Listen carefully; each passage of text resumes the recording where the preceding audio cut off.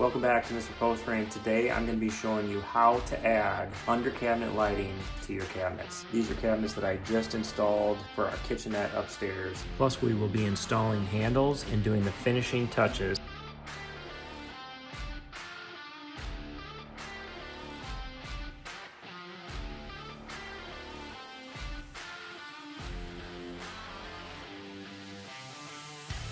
All right guys, a couple of the main things I'm going to be using 24 volt LED tape light, and I'm going to be using a SwitchX light switch and dimmer that has the driver built in. So this is all I need. I don't need a driver on top of the cabinet or underneath. High voltage, 120 goes in, low voltage comes out, turn that switch on and off, and I got under cabinet lighting. So I knew that I was gonna have cabinets in here eventually, so I put in a 3-gang switch box and left a blank in here for my switch. So I have my 120 in here already, and then I have a Romex, which is low voltage, coming out of this switch going over to this box right here, and then inside that box we have low voltage wire that we will hook together, and then it pops out in the cabinet. So that's how I'm getting my switch over to my cabinet. But some of the things that I'm going to need is obviously the switch. This is the most expensive part. These run somewhere between $120 and $180 a piece. They come in a bunch of different configurations. You can get them in 12 volt or 24 volt. Other things you're gonna need is LED tape light. I like 24 volt. I've been buying this Armacost Ribbon Flex. Seems to work out really well. I have a bunch of little connectors, have some extra wiring, and that's about all I'll need. I think I have enough left in this roll. I'm gonna unwind it so I can get to these legs in the back here. So we're just gonna take these wires and stick them up through there. If you don't have wires, like say eventually you're gonna cut this tape and you don't have wires, I get these little connectors and you can stick wires in one end and the tape light in the other, and that allows you to make connections.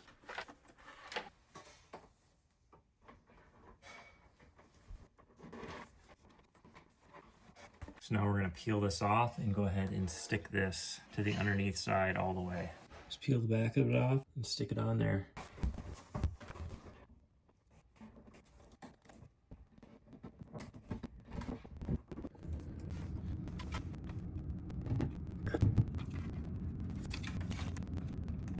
All right guys, so this light strip in particular, if you see those locations right there, that's where you can cut this. I am going to cut this one right here. So I'm just gonna cut it right down the middle. It's hard to do when I can't see. I'm trying to do this so you can see. You just go right in the center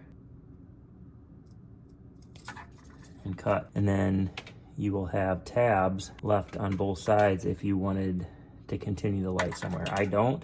It's gonna stop right here in this corner. So I just have a leftover piece of tape light.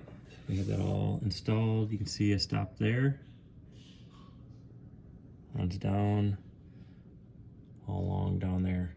All right, so then once I'm ready, I will cut this and then I'll strip it, connect it to this, shrink wrap it, but I'm also gonna connect in parallel the interior cabinet light. We'll just leave this hang here for now. I might just cut it back to here and then I'll hook all that together once I have it all done.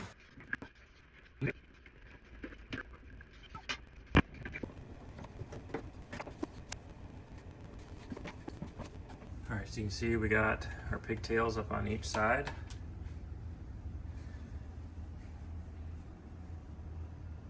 They run right along the bottom. Just use some little wire connectors. They actually had nails in them, and I took the nails out and put little screws in them just so they'd hold better. This is what they originally were. I took those out. All right, the next step is to get our tape light, see what length will work. If I go all the way down here, it's not gonna give me any room to hook my wires up, so I'm gonna go with that mark right there. So I'm gonna get 6 of these made.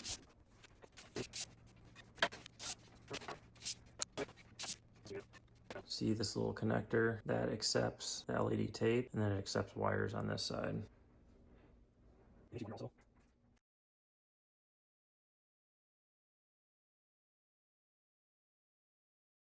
All right, so I have all of these made up. I got one for there, one for there, one for there, this one here, and then on this one I only need one end because that's the end of the run. So now we're gonna work on hooking all those up, getting them taped up. So this one goes up to this LED strip, and this one feeds the rest. Polarity does matter, so we're gonna hook these together. Black would be the negative, is what I'm using as the negative. And then we're going to hook the positives together. And I'm gonna solder these because I don't want them to come apart.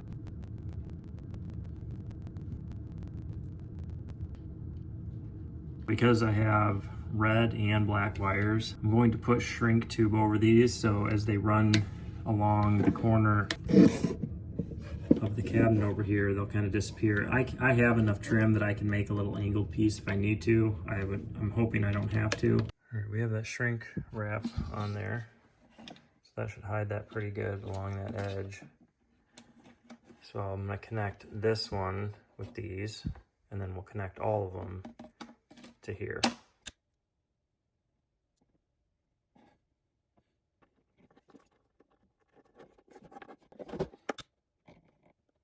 Got all that connected, and I'm gonna hide that. I'll show you how I hide that here before we're all said and done. But this LED light comes up the side, and then it comes through. So we'll hook one up here to there, and then this line goes across. And then we'll go from here to there, and then go up through, and from there to there, underneath. But it's really not hard, it's just a little bit time consuming.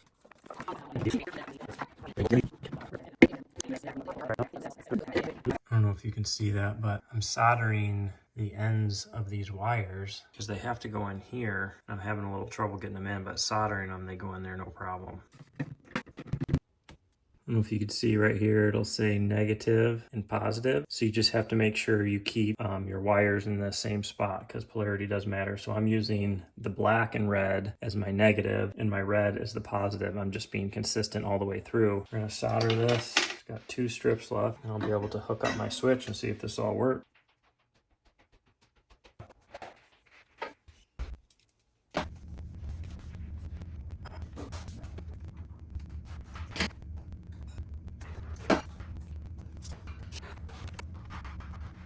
All right, I got a pesky fly in here. He's aggressive. It's really aggressive. He's dead. All right, I got all the lights ran. So now we have to hook that up and we have to put our switch in here, which means I'm gonna take this panel off and then I'm gonna go shut the power off to this circuit because that's just the right thing to do. I need to get some stuff on this wall. Need to get some more of those on the wall. That's what I need to do. Not be messing around with under cabinet lighting.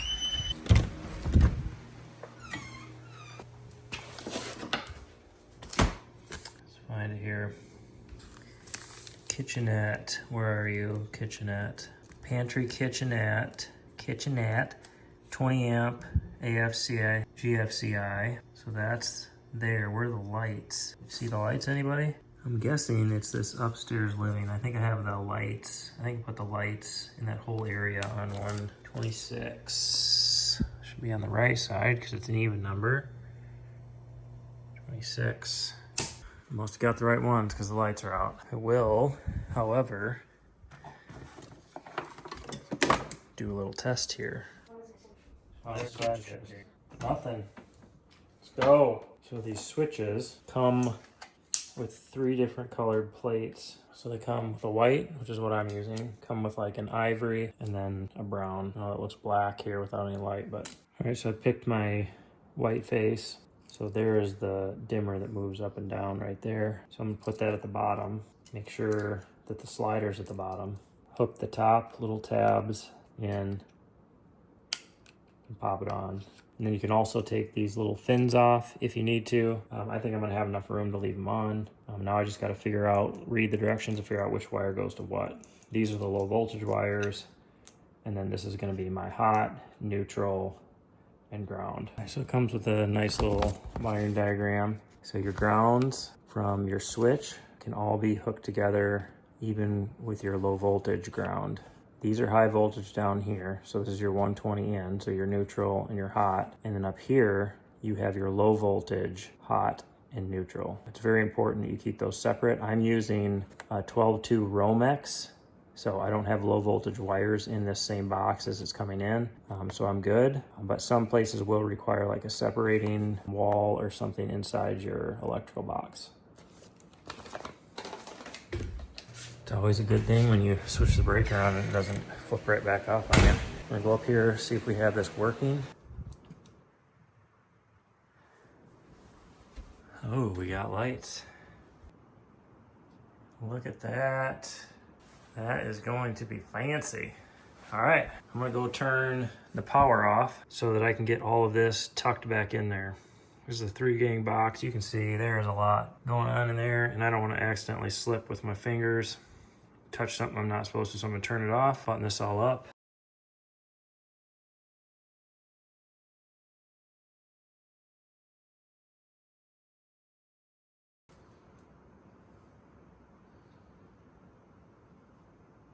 Got this extra piece of trim, just notched it.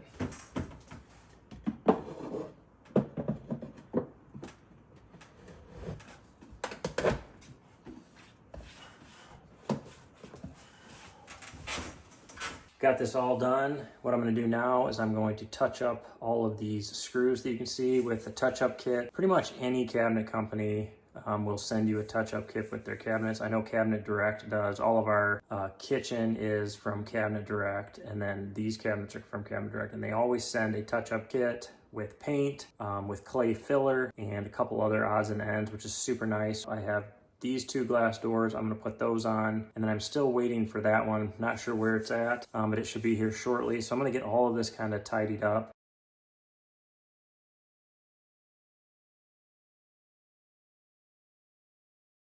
So we basically have like 11 inches per shelf. You wanna put them in the third?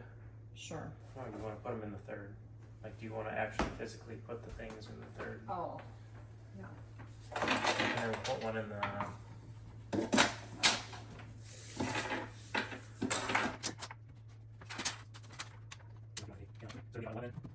Do I go to next? The third one down.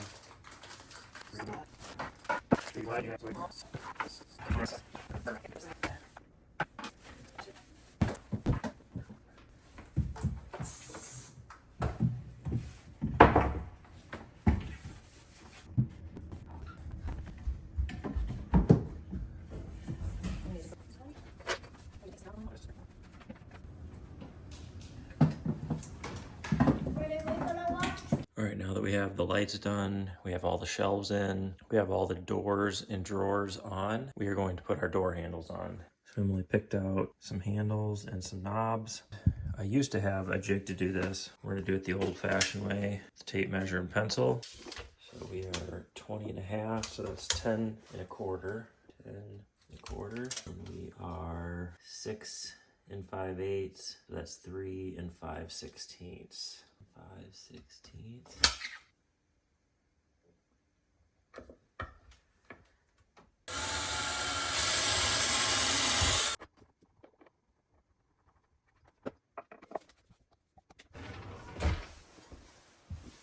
And a whole bunch more.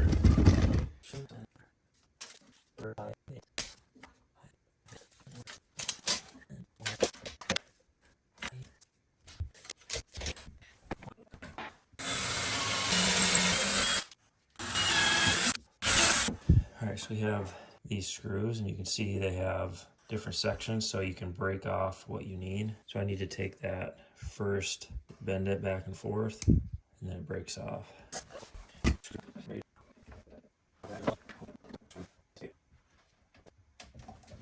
and we're gonna do this one. Boom.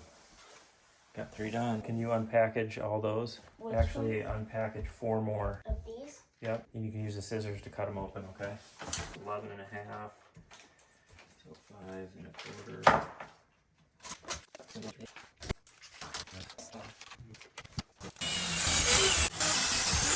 It's hard to get them started sometimes. Gotta be nice and square. And I broke these, so sometimes it might be a little bit hard to get it going. Alright, we're using these handles here. I think I'm gonna come down. I think it'll look good if it's 2 and 2. So I'm gonna come out. 2 2.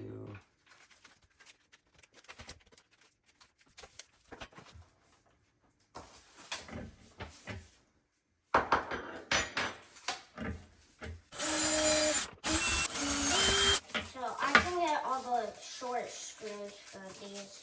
I'll need 2 for each one. And then we can put the long screws right by the box.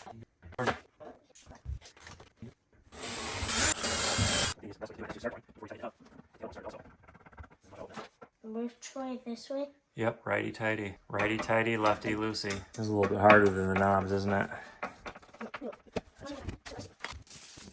Yep. So we have these on, but you can see that this door is a little bit lower. So all these cabinets will have adjustment screws. So both hinges will have that adjustment. So we just have to even up these doors. I'm gonna move the top of that door out. The wheel looks good. So you can see after I adjusted, they're even. I think I might move them in so they're a little bit closer here, but other than that, it looks pretty good. This right here is just a punch. It gives me a hole, and then my drill bit doesn't walk when I start it. So I just go to my intersection, put a dimple. Oh, that's good now.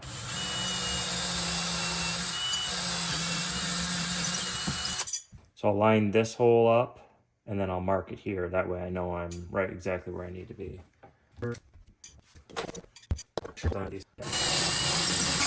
Yeah, and there's still more in this pile. Yeah, so you can put a couple back down on the ground, okay? How many? Oh, 2. 2. Because you have 2. Yep, because I have 2. These are 2.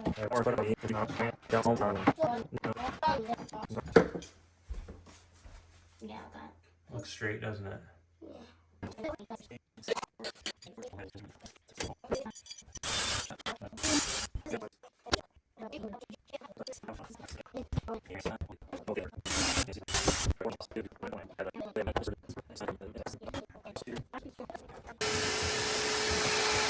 Got it? I can't get this side.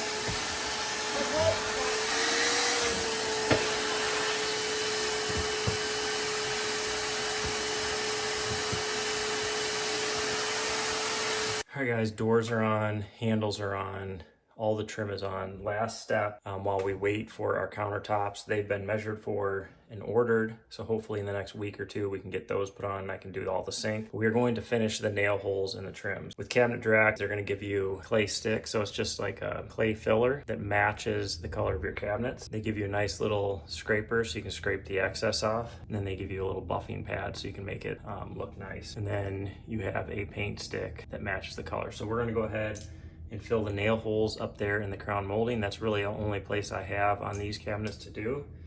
And then a couple in the laundry room.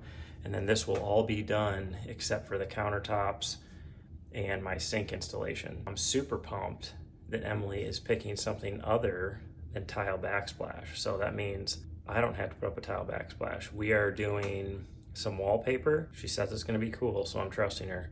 It's gonna go along here, and then it's gonna go up along this wall over here. So I'm pretty excited about that. It's gonna be something different to give it a little bit different appeal. I'm super pumped that I don't have to do tiles. I guess I'm just gonna live with whatever it looks like. So I'm gonna get this done.